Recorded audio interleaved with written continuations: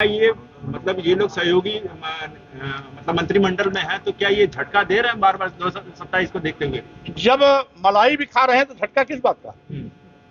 ये सरकार पर दबाव बना रहे हैं और माल मलाई लेने के चक्कर में है, इसका और दूसरा अर्थ नहीं होता। 27 में अपनी जनता पार्टी उत्तर प्रदेश में सरकार बनाने की तैयारी में लगी हुई है। इसके साथ गठबंधन करने की तैयारी चल रही है। भाजपा को बाहर का रास्ता दिखाएंगे, अपनी जनता पार्टी के नेतृत्व में लोक मोर्चा की सरकार बनेगी। ठीक, तो वे भी कहते हैं अब राम भद्राचार्य जी संत हैं, उनको संत की भाषा बोलनी चाहिए। अमर्यादित टिप्पणी करने का औचित्य नहीं है। अगर मुस्लिम महिलाएं 25 बच्चे पैदा करती हैं तो अन्य धर्म के महिलाओं को 25 बच्चा पैदा करने से रोका किसने? एक चीज। दूसरी चीज, किसी मुस्लिम महिला ने 25 बच्चे नहीं पैदा किए, यह मैं दावा करता हूं। अगर एक भी महिला 25 बच्चे पैदा की हो तो राम भद्राचार्य जी इसको उदाहरण दे, तब मैं उनकी बात को मानूंगा। अन्यथा वह दिवालिये मानसिकता के शिकार हो चुके हैं, पागलपन के शिकार हो चुके हैं, इसी प्रकार से पागलपन की भाषा बोल रहे हैं। माननीय प्रधानमंत्री जी की माँ हम सबकी माँ है। माँ होती है, माननीय प्रधानमंत्री की माँ हो या रिक्शे वाले की माँ हो, हम सभी माताओं का सम्मान करते हैं। लेकिन आखिर जिसने गाली दिया, उस बिहार में भी सरकार मोदी जी गठबंधन की है, केंद्र में भी मोदी की सरकार है, उसके खिलाफ एफआईआर करके तत्काल उसको जेल भेजना चाहिए। और गाली देने वाले की जो फोटो आई है, उसकी फोटो माननीय मुख्यमंत्री नीतीश जी के साथ कई बार वायरल हुई है। तो ऐसा तो प्रतीत होता है भारतीय जनता पार्टी ने गाली दिला करके साजिश के तहत इस पर राजनीति करने की कोशिश की है, जिसकी मैं घोर निंदा करता हूं। और माता जी को जो गाली संदेश देना चाहते हैं।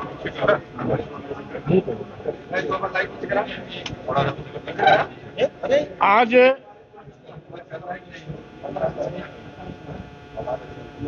देश जल रहा है, प्रदेश जल रहा है। भाजपा की गलत नीतियों से करोड़ों नौजवान बेरोजगार हो गया। गरीबी का आलम यह है कि 80 करोड़ लोगों की जिंदगी 5 किलो 10 किलो चावल पे आके ठहर गई। महंगाई का आलम यह है कि आम लोगों का जीवन दूभर हो गया। वादा करने के बावजूद भी मोदी सरकार किसानों को लाभकारी मूल्य आज तक नहीं दे पाई। किसानों की एक ही मांग थी कि उनके उपज का न्यूनतम समर्थन मूल्य घोषित किया जाए। सरकार आज तक किसानों की बात को स्वीकार नहीं की। छुट्टा जानवर किसानों की हरी भरी फसल चर की चौपट कर रहे हैं, सरकार उस पर रोक लगाने में प्रभावहीन रही है। किसान को आज जब अपने फसल खरीफ की फसल के लिए खाद उर्वरक की आवश्यकता होती है तो खाद का ब्लैकमेल हो रहा है। किसान को खाद के नाम पर लाठियां मिलती हैं या पुलिसिया तंज मिलता है। 27,764 स्कूल बंद होने कगार पर हैं, जबकि योगी सरकार हर 400-500 मीटर पर शराब की दुकान धड़ाधड़ खोल रही है।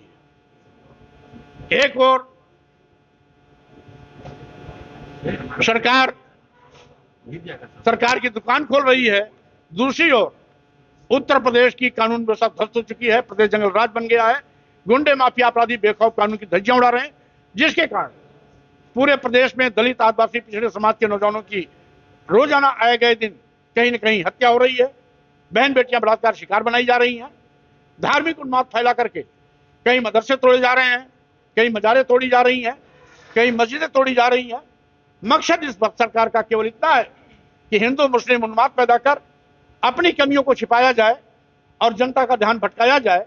इसलिए साजिश के तहत भारतीय जनता पार्टी, केंद्र सरकार, प्रदेश सरकार हिंदू मुस्लिम और मस्जिद मंदिर का नारा देकर के हिंदू मुस्लिम भाईचारा सौहार्द को खत्म करने पर आमादा है, भाईचारे में जहर घोलने का काम कर रही है।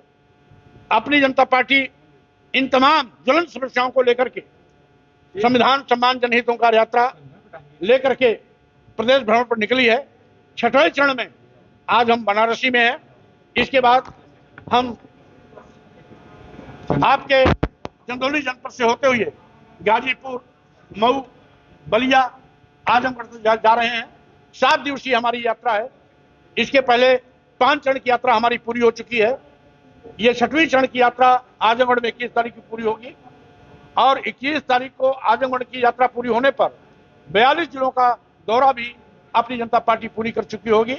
मकसद है सरकार को जनता की जवाबदेही के प्रति सचेत करने की, साथ ही साथ जनता के प्रति जवाबदेही सुनिश्चित न करने और अदानी अंबानी के हाथों में देश को बेचने का जो पाप कर रही है, जैसा कि सर्वविदित है कि माननीय प्रधानमंत्री मोदी जी ने देश के सभी बंदरगाह, एयरपोर्ट, एयर इंडिया, बहुतेरे रेलवे स्टेशन, कई दर्जन ट्रेनें, LIC जैसी बड़ी संस्था अदानी अंबानी तथा कुछ चंद बड़े थलीशाहों को कौड़ियों के भाव बेच दिया।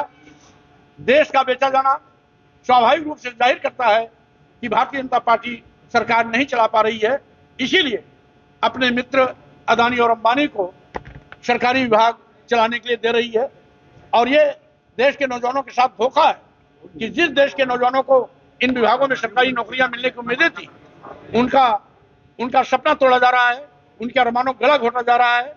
और साथ ही साथ सरकार देश प्रदेश की जनता के प्रति जवाबदेह न होकर केवल अदानी और अंबानी के प्रति अपनी जवाबदेही सुनिश्चित कर रही है, जिसका अपनी जनता पार्टी घोर विरोध करती है।